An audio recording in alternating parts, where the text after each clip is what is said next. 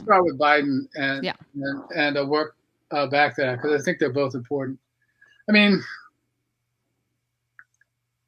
Biden Biden's first 100 days have been a lot better than a lot of us would have had hopes to expect, right?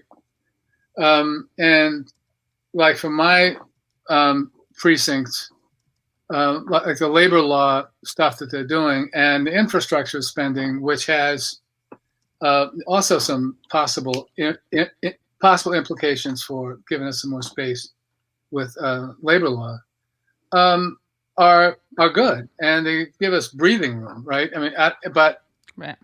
but I don't think it's well. I think it's important to think of it as temporary breathing room. I mean, rather than putting us on the steps to transformation, of Right. course.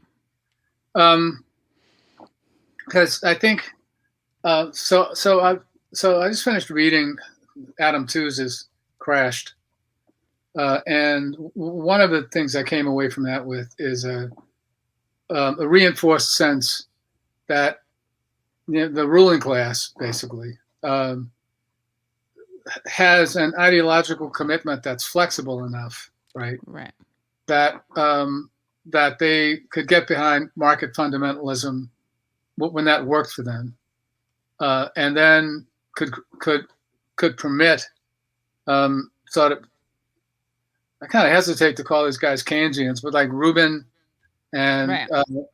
Brian Dees and even Larry Summers, who were never monetarist ideologues, and who and I think someplace between the Great Recession and the crash, like in Europe, a couple of years later, and the emergence of Trumpism, and then especially January 6th, Mm. has put enough of them in a position, or I guess the best way to characterize it is that there was some of them out there who were inclined to accept that government should take the edges off of steep inequality, and that there's an underlying stagnation to the U.S. economy, if not the global economy.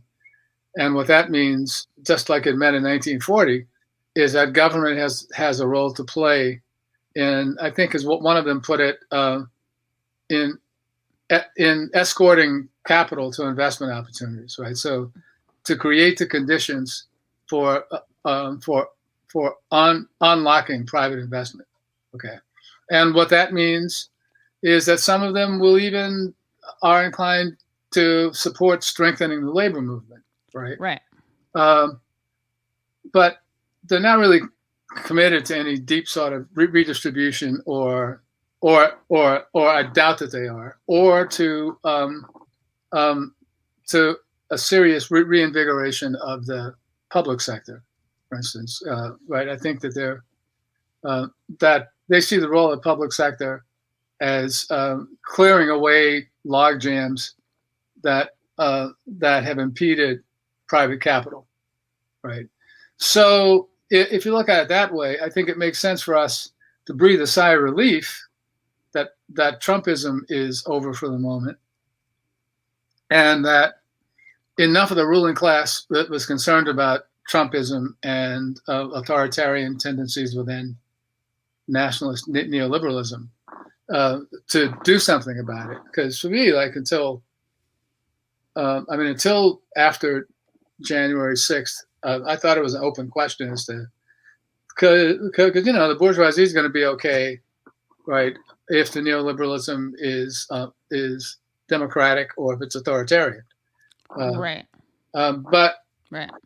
the downside of it is, I suspect that one of the reasons that Brian Dees and that crowd have been able to get some space to operate, right, is that that they all are pretty convinced that they've defeated the left, right? Mm. So we aren't a problem anymore. So like if we aren't a problem, the problem they're concerned about is Trumpism, and And what that means is that they can make moves like the sort that they're making, and you'll not have to worry about any left insurgency that'll push them farther than they want to go. Right. So that's my take on Biden, right? I mean, I'm as prepared to breathe a sigh of relief as anybody else, but I don't think we're coming out of this with natural health care or with any of the other stuff that we need. And one of the concerns then is the extent to which people who see themselves as leftist or I mean, the kind of liberals who want to be reformists will put more faith and hope into the Biden administration than they should, and we'll be back here again. Right. But right. I mean, like a friend of mine has been saying that this pattern of where we can win some moderate social democratic light kind of reforms until the ruling class thinks it's gone too far, and they'll take it away from us violently again. As my friend put it, that can go on until the sun burns out, right? Yeah. So we'll see about Biden.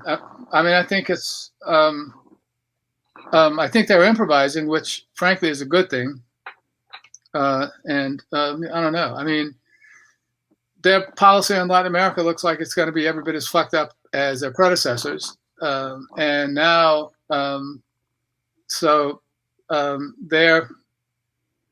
they're prepared, like, to reinvigorate the Cold War, right? Right. So there's more of that. I mean, and I guess one of the things in the spirit of Leo Panitch and Sam Gendon, one of the considerations is that Trump has managed to screw up. I mean, the international order of things enough that I guess the Biden administration has as one of its priorities to reassert central role of the U.S. in maintaining the global system.